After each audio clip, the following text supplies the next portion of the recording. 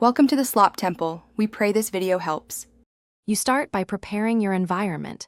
Confirm Android Studio and a compatible JDK are installed, then configure Git with your GitHub credentials.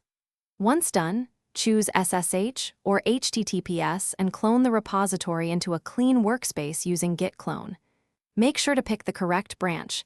If you need a specific tag, fetch and check out that tag. This first step gets the source locally, so Android Studio can import and build the project immediately, reducing configuration surprise. You now import the clone source into Android Studio. Open the project root with settings. Gradle or build. Gradle. When Gradle sync runs, watch the event log for missing SDK components and accept recommended plugin updates.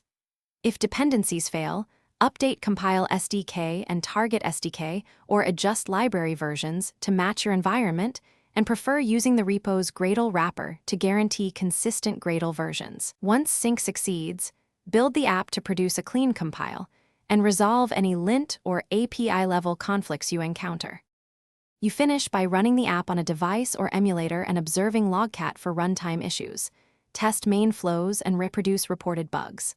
Before changing code, create a branch with git checkout B to isolate work, then commit and push to your fork or branch.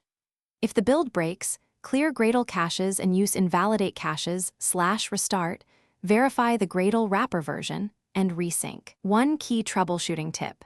Mismatched SDK or Gradle versions cause most failures. Align them first.